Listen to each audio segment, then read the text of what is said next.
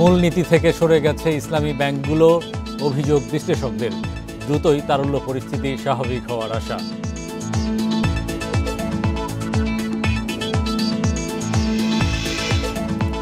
সাত প্রতিষ্ঠানকে 4.5 কোটি ডিম আমদানির অনুমতি, বাজার স্বাভাবিক করতে শুল্ক প্রত্যাহারের সুপারিশ।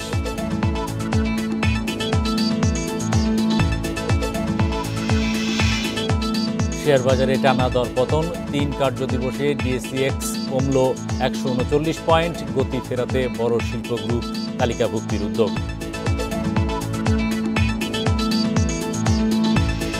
আমন্ত্রণ অর্থনীতি সারাদিনে আপনাদের সাথে আছি হরি সাহা। শুনছিলেন শিরোনাম, এবার জানাবো বিস্তারিত। পরিপূর্ণ শরিয়া মানছে না দেশের শরিয়া ভিত্তিক ব্যাংকগুলো। সকালে রাজধানীতে বিআইবিএম আয়োজিত এক সেমিনারে এ অভিযোগ করেন বক্তারা। বলেন, বিগত 1.5 দশকে ব্যাপক দুর্বৃত্তায়নের ফলে ইসলামী ব্যাংকগুলোর প্রতি মানুষের আস্থা নষ্ট হয়ে গেছে। এ সময় কেন্দ্রীয় ব্যাংকের ডেপুটি গভর্নর নুরুন নাহার বলেন, দ্রুতই ইসলামী ব্যাংকগুলোর তারল্য পরিস্থিতি স্বাভাবিক হবে। দুর্নীতি, অনিয়ম, নামে বেনামে ঋণ ও পাচারের কারণে ইসলামী ব্যাংকসহ বেশ কয়েকটি শরিয়া ভিত্তিক ব্যাংক তারল্য সংকটের কারণে দুর্বল হয়ে পড়েছে। চাহিদা মতো নগদ টাকা দিতে পারছে না অনেক ব্যাংক। এমন পরিস্থিতিতে ইসলামী ব্যাংকের সমস্যা ও চ্যালেঞ্জ নিয়ে সেমিনারের আয়োজন করে বিআইবিএম। এতে বক্তারা বলেন, ইসলামী ব্যাংকগুলো প্রতিযোগিতায় টিকে থাকতে সাধারণ ব্যাংকের মতো প্রায় একই সুদহার নির্ধারণ করছে। ঋণ পুনর্তফসিলের ক্ষেত্রেও মানা হচ্ছে না শরিয়া আইন। যারা ম্যাথ পিপল, যারা লেম্যান, তাদের কাছে তো প্রশ্ন আসবেই, ইসলামিকে গেলেও যা পাই, কনভেনশনাল গেলেও তাই পাই, তাহলে দুই জায়গাতে যদি একই রকম হয়, হোয়াট এভার দ্য মোড, যে প্রত্যেকটা ইস্যুতে কনভেনশনাল ব্যাংকের জন্য একটা সার্কুলার ইস্যু হবে, ইসলামী ব্যাংকের জন্য আলাদা সার্কুলার ইস্যু হবে। বাংলাদেশ ব্যাংকে এই সার্কুলারগুলো ইস্যু করার আগে শরিয়ার কমপ্লায়েন্সের ক্ষেত্রে কোনো ব্যত্যয় ঘটছে কিনা, এই জন্য পাওয়ারফুল একটা শরিয়া বোর্ড থাকবে। আলোচকরা বলেন, ইসলামী ব্যাংকগুলোর এখন সবচেয়ে বড় চ্যালেঞ্জ খেলাপি ঋণ ও তারল্য সংকট। গেল 1.5 দশকে একটি শরিয়া ভিত্তিক ব্যাংকের প্রায় 30 লাখ আমানতকারীর টাকা কয়েকটি পরিবারের কাছে পুঞ্জীবিত হয়েছে। বিগত সরকার ব্যাংকগুলো থেকে শুধু টাকাই লুট করেনি, বরং শরিয়া ভিত্তিক ব্যাংকিংয়ের মূল দর্শনকে ধ্বংস করেছে বলে জানান তারা। আমাদেরকে গত কয়েক বছর ইসলামী ব্যাংকিংকে জিম বানিয়ে রাখা হয়েছিল, এটাকে আলিফে রূপান্তরিত করেন। এবং আপনারা বলেন যে না, আমরা কিছু সময়ের জন্য আমরা দুর্বল ছিলাম, কারণ আমরা ইসলামের যে মটো, ইসলামের যে অবজেক্টিভ, সেই অবজেক্টিভ থেকে দূরে সরে গেছিলাম। আগামী 6 মাস 1 বছরের মধ্যেই বাংলাদেশের ইসলামী ব্যাংকিং সেক্টরটা একটা শক্তিশালী রূপ ধারণ করবে। আপনারা জানেন বর্তমানে ইসলামী ব্যাংকিং এর অবস্থাগুলো, এর থেকে আমরা মনে করি যে এটার উত্তরণ খুব শিগগিরই হবে, কারণ এটা ইসলাম ব্যাংকিং একটা খুবই স্ট্রং ব্যাংকিং। দেশের আর্থিক খাতের 30% শরিয়া ভিত্তিক ব্যাংকগুলোর নিয়ন্ত্রণে থাকলেও এদের জন্য কেন্দ্রীয় ব্যাংকের আলাদা কোনো নীতিমালা নেই। Shafil Alam Sujan, Independent Television, Dhaka. তারল্য সহায়তা হিসেবে এখন পর্যন্ত 2,425 কোটি টাকা ঋণ পেয়েছে দুর্বল ব্যাংকগুলো। এতে কিছুটা স্বস্তি ফিরেছে ব্যাংকগুলোতে। প্রয়োজনীয় আমানত তুলতে পারছেন গ্রাহকরা। তবে বিশেষজ্ঞরা বলছেন, শুধু তারল্য সহায়তা দিলেই হবে না, ব্যাংক খাতের অনিয়ম রোধে বাড়াতে হবে কঠোর নজরদারি। গেল সপ্তাহে ফার্স্ট সিকিউরিটি ইসলামী ব্যাংক থেকে 20,000 টাকা উত্তোলন করতে পারেনি আমানতকারী আশরাফুজ্জামান। তবে চলতি সপ্তাহে তিনি ব্যাংক থেকে প্রয়োজনীয় টাকা তুলতে পেরেছেন। আমি আসছিলাম গত সপ্তাহে একটু বেশি নেওয়ার জন্য, কিন্তু ওনারা দেয় নাই, 5,000 বলছিল, আমি না নিয়ে চলে গেছিলাম। এই সপ্তাহে আসলে রিকোয়েস্ট করলাম স্যারের কাছে, উনি 20,000 টাকা দিছে আজকে। গেল 1.5 দশকে অনিয়ম, দুর্নীতি ও পাচারের কারণে দুর্বল হয়ে পড়েছে ডজন খানেক ব্যাংক। তারল্য সংকটে ভুগতে থাকা এসব ব্যাংক থেকে আমানতকারীরা নগদ টাকা তুলতে পারছিলেন না। তবে বাংলাদেশ ব্যাংকের উদ্যোগে দুর্বল 4টি ব্যাংক এখন পর্যন্ত 2,425 কোটি টাকা ঋণ সহায়তা পেয়েছে সবল 6টি ব্যাংক থেকে। এতে কিছুটা ঘুরে দাঁড়াতে শুরু করেছে দুর্বল ব্যাংকগুলো। ব্যাংক থেকে আমাকে টাকা দিচ্ছে যথেষ্ট পরিমাণ, আমি নিজেও এখন জমা করতেছি, আস্তে আস্তে বিশ্বাস আসতেছে ব্যাংকের উপর। আমাদের 1 লাখ টাকা দিতে আমি তো 15 দিন ধরে ঘুরতেছি 1 লাখ টাকা চেক নিয়ে। আমরা অনেক ভালো গ্রাহকবৃন্দের পেমেন্ট দিতে পারছি। বাংলাদেশ ব্যাংকের বিশাল একটা সহযোগিতা আমাদের কাছে অলরেডি আমরা পেয়েছি। বাংলাদেশ ব্যাংক বলছে, দুর্বল ব্যাংকে টাকা উত্তোলনের চেয়ে বেড়েছে জমার পরিমাণ। এতে 11টি দুর্বল ব্যাংকে অতিরিক্ত তারল্য দাঁড়িয়েছে 900 কোটি টাকা। তবে ব্যাংক খাত সংশ্লিষ্টরা বলছেন, শুধু তারল্য সহায়তা দিয়েই ব্যাংকের প্রতি আমানতকারীদের আস্থা ফেরানো সম্ভব নয়। ঋণখেলাপিদের বিরুদ্ধে কার্যকর ব্যবস্থা নেওয়ার পাশাপাশি কেন্দ্রীয় ব্যাংকের নজরদারি বাড়ানোর পরামর্শ তাদের।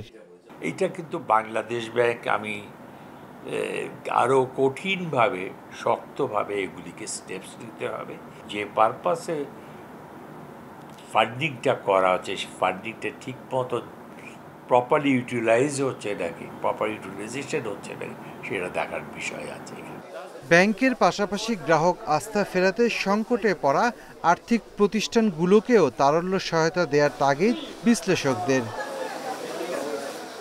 Shafil Alam Sujan, independent news, Dhaka. দেশের বাজারে ডিম সরবরাহ স্বাভাবিক রাখতে 4.5 কোটি পিস ডিম আমদানির অনুমতি দিয়েছে বাণিজ্য মন্ত্রণালয়। 7টি প্রতিষ্ঠানকে এসব ডিম আমদানির অনুমতি দেয়া হয়েছে। মঙ্গলবার সকালে বাণিজ্য মন্ত্রণালয়ের অভ্যন্তরীণ বাণিজ্য শাখা থেকে এ সংক্রান্ত নির্দেশনা দেওয়া হয়।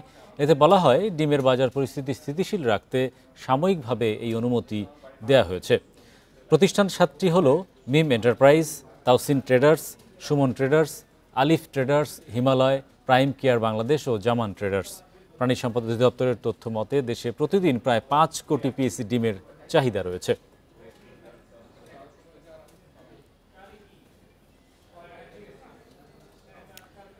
টানা 3 দিন দরপতনে ঢাকার শেয়ার বাজারে প্রধান সূচক কমেছে 139 পয়েন্ট। এছাড়া সপ্তাহের তৃতীয় কার্যদিবসে ডিএসসির প্রধান সূচক কমেছে 11.83 পয়েন্ট। এ সময় 48 ভাগ কোম্পানির শেয়ার দর হারিয়েছে। অন্যদিকে চট্টগ্রামের স্টক এক্সচেঞ্জের সার্বিক সূচক কমেছে 51 পয়েন্ট। মঙ্গলবার লেনদেনের শুরুতেই বাড়তে থাকে ঢাকা স্টকের সূচক। প্রথম 10 মিনিটে প্রধান সূচক বাড়ে 37 পয়েন্ট। তবে দিন শেষে ডিএসইএক্স সূচক 11.83 পয়েন্ট কমে অবস্থান করছে 5323 পয়েন্টে। ডিএসইতে লেনদেন হয় 355 কোটি টাকা। আগের দিনের চেয়ে লেনদেন কমেছে 11 কোটি টাকা। ডিএসইতে হাত বদলে অংশে নেওয়া 400টি কোম্পানি ও মিউচুয়াল ফান্ডের মধ্যে দর বেড়েছে 142টির, কমেছে 195টির এবং অপরিবর্তিত রয়েছে 63টি প্রতিষ্ঠানের শেয়ার দর। সবচেয়ে বেশি লেনদেন হওয়া প্রতিষ্ঠানের তালিকায় প্রথম অবস্থানে আছে ব্র্যাক ব্যাংক, দ্বিতীয় স্কয়ার ফার্মা এবং তৃতীয় অবস্থানে আছে ইসলামী ব্যাংক। শতাংশের দিক থেকে দর বৃদ্ধি তালিকায় প্রথম অবস্থানে আছে খান ব্রাদার্স, দ্বিতীয় ন্যাশনাল টি এবং তৃতীয় অবস্থানে আছে জিপিএইচ ইস্পাত। অন্যদিকে চট্টগ্রাম স্টক এক্সচেঞ্জের সার্বিক সূচক কমেছে 51 পয়েন্ট। লেনদেন হয় 11.32 লাখ টাকার share. Amirul Islam, Independent news, Dhaka. এদিকে শক্তিশালী মৌলভিত্তি সম্পন্ন কোম্পানিগুলোকে পুঁজিবাজারে তালিকাভুক্তির উদ্যোগ নিচ্ছে Bangladesh Securities and Exchange Commission ও বিএসইসি। এ লক্ষ্যে মেঘনা সিটি ও পিএইচপি গ্রুপের মালিকদের সঙ্গে বৈঠক করেছে সংস্থাটি। মঙ্গলবার এক সংবাদ বিজ্ঞপ্তিতে জানানো হয়, চেয়ারম্যান খন্দকার রাশেদ মাকসুদের সভাপতিত্বে এক সভায় মেঘনা গ্রুপের চেয়ারম্যান, সিটি গ্রুপের ব্যবস্থাপনা পরিচালক এবং পিএইচপি গ্রুপের পরিচালক উপস্থিত ছিলেন। এ সময় বিএসইসি চেয়ারম্যান জানিয়েছেন, পুঁজিবাজারের স্বার্থে ভালো কোম্পানির তালিকাভুক্তি জরুরি এবং এ লক্ষ্যে নিয়ন্ত্রক সংস্থা কাজ করছে। তিনি বলেন, বিভিন্ন খাতের শক্তিশালী মৌলভিত্তি সম্পন্ন কোম্পানিগুলো পুঁজিবাজারে তালিকাভুক্তি দেশের শিল্পায়নের গতিকে আরও ত্বরান্বিত করবে।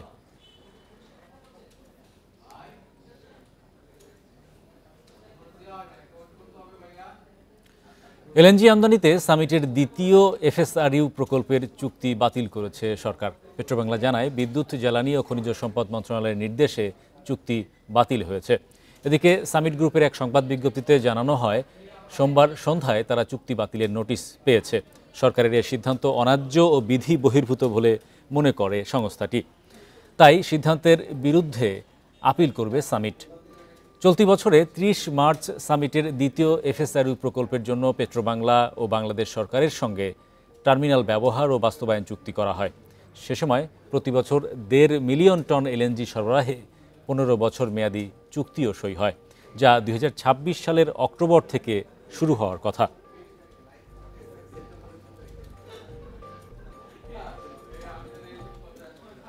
আগামী বছরের মধ্যে বাংলাদেশের অর্থনীতি ঘুরে দাঁড়াবে। সে সময় দেশের জিডিপি প্রবৃদ্ধির হার 7.1% উন্নীত হতে পারে। বাংলাদেশের ওপর HSBC গ্লোবাল রিসার্চের এক প্রতিবেদনে এসব তথ্য জানায় গ্লোবাল রিসার্চ এশিয়ার সহ-প্রধান ফ্রেডেরিক নিউম্যান।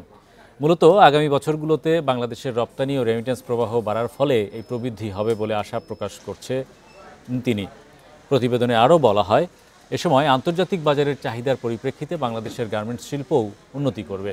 তবে মুদ্রাস্ফীতি মোকাবিলা চ্যালেঞ্জিং হবে বলে উদ্বেগ জানান তিনি। বলেন, আগামীতে মুদ্রাস্ফীতি বাড়ার ফলে গৃহস্থালী ও ব্যবসার খরচে প্রভাব পড়বে।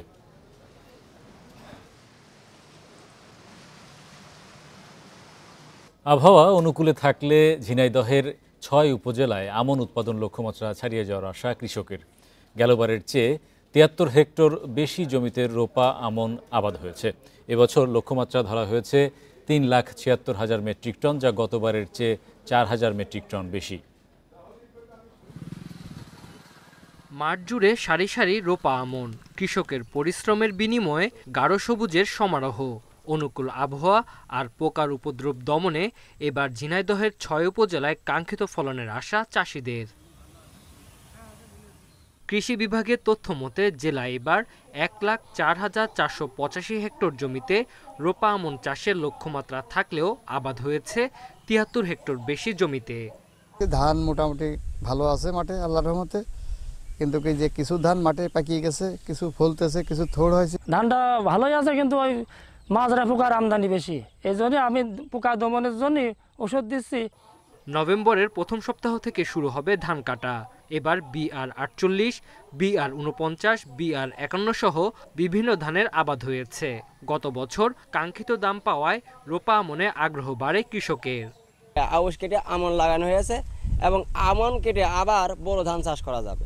তো এরকমভাবে ধানটা আমার জমিতে মোটামুটি ফলনশীল ভালোই হচ্ছে। জেলা পর্যায়ের কর্মকর্তাদের সঠিক তদারকি এবং পরামর্শের কারণে বর্তমানে মাঠের ফসলের অবস্থা খুবই ভালো। আমরা আশা করছি যে পরিমাণ আমাদের লক্ষ্যমাত্রা রয়েছে সেই পরিমাণ লক্ষ্যমাত্রার যে উৎপাদন সেটি আমরা অর্জন করতে সক্ষম হব। গেল বছর জেলায় ১,০৪,৩৫৫ হেক্টর জমিতে রোপা আমনের চাষ হয়েছে। Independent news. শারদীয় দুর্গাপূজা উপলক্ষে রাজশাহীতে এবার ৩৫০ কোটি টাকা বেচাকেনা হয়েছে। শাড়ি, পাঞ্জাবি, জামা, জুতার পাশাপাশি ভিড় বেড়েছে খাদ্যপণ্যের দোকানেও। শেষ সময়ে অনেকেই কিনছেন সিঁদুর, আলতাসহ পূজার নানা উপকরণ। নতুন পোশাকে পরিবার ও বন্ধুদের সাথে মণ্ডপে প্রতিমা দেখতে যাওয়া, সব আনন্দ একসাথে হয় দুর্গাপূজায়। তাই রাজশাহীর বিপণী বিতানে শাড়ি, পাঞ্জাবির পাশাপাশি শাখা, সিঁদুর, শঙ্খ, প্রদীপ সহ পূজার বিভিন্ন সাজ সরঞ্জাম কেনার এই ব্যস্ততা। দামের দিকে দেখতে গেলে আমার কাছে তো খুব বেশি মনে হয়নি, বাজেট ফ্রেন্ডলি নিতে পেরেছি। জিনিস তো অনেক সুন্দরই আছে, দাম তো সেই, কিন্তু এই দাম করে নিতে হবে দাদা, এই আর কি। মার্কেট হয়ে গেছে, এখন এই আলতা সিঁদুর এগুলাই নিচ্ছি। এবার সুতি ও হাফ সিল্কের পাঞ্জাবির চাহিদা বেশি। এছাড়া জয়পুরি সিল্ক, কাতান, জর্জেট শাড়ি ও লেহেঙ্গার চাহিদাও ভালো। ঢাকায় জামদানিটা বিক্রি হচ্ছে, আপনার তসরের মধ্যে বিক্রি হচ্ছে জয়পুরি সিল্ক এবং কাতান, সুতি শাড়ি, জর্জেট এই টাইপের আইটেমগুলো বিক্রি হচ্ছে, লেহেঙ্গা হচ্ছে। পুজো করতে যেগুলো লাগে, সিঁদুর, শাঁখা, সিঁদুর, তারপরে হলো পুজোর শাড়ি, মালা, এগুলো বিক্রি হচ্ছে এখানে আমাদের। ১,০০০ থেকে শুরু করে প্রায় ৩,০০০ মতো আছে, হ্যাঁ, যেগুলো কটন সুতির মধ্যে ১২০০-১৫০০। ব্যবসায়ী নেতারা বলছেন গতবারের তুলনায় এবার পোশাকের বিক্রি কিছুটা কম, তবে কাঙ্ক্ষিত ব্যবসার আশা করছেন তারা। পূজা উপলক্ষে রাজশাহীতে আমাদের প্রায় ৩০০ থেকে ৩৫০ কোটি টাকার বিজনেস হচ্ছে। আর আপনি যদি অন্যান্য বারের সাথে তুলনা করেন, এটা হয়তো ৫০০ কোটি টাকা আপ হয়। আগামী আরও কয়েকদিন আছে, সেক্ষেত্রে তৈরি পোশাক শিল্পে হয়তো কিছুটা মার্কেট গ্রোথ হতে পারে। আর গ্রসারি এটা যে খাদ্যদ্রব্য আছে, খাদ্যদ্রব্যের সেলসটা আমার মনে হয় আগের মতোই থাকবে। শেষ মুহূর্তে পূজার কেনাকাটায় জমজমাট হয়ে উঠেছে নগরীর বিপণী বিতানগুলো। Mostafiz Gani, Independent News, Rajshahi. July ও আগস্ট মাসের ধারাবাহিকতায় সেপ্টেম্বর মাসেও অর্থনীতি সংকোচনের ধারায় ছিল। যদিও আগস্ট মাসের চেয়ে সংকোচনের গতি কমেছে। সেপ্টেম্বর মাসে পারচেজিং ম্যানেজার্স ইন্ডেক্স PMI মান ৬.২ পয়েন্ট বেড়েছে। এ সময় পিএমআই সূচক ছিল 49.7। পিএমআই সূচকের মান 50-এর নিচে থাকার অর্থ হলো অর্থনীতি সংকুচিত হয়েছে। কৃষি, উৎপাদন, নির্মাণ ও সেবা এই 4টি খাতের ভিত্তিতে মেট্রোপলিটন চেম্বার ও পলিসি এক্সচেঞ্জ প্রতি মাসে যৌথভাবে এই সূচক দেয়। সেপ্টেম্বর মাসের সূচক অনুযায়ী আগস্ট মাসের চেয়ে অর্থনীতি ধীরে ধীরে উন্নতির দিকে এগোচ্ছে, যদিও ব্যবসা বাণিজ্যের ক্ষেত্রে এখনও চ্যালেঞ্জ আছে। এই ছিল আজকের অর্থনীতি সারাদিনে। আমন্ত্রণ আমাদের পরের আয়োজনে।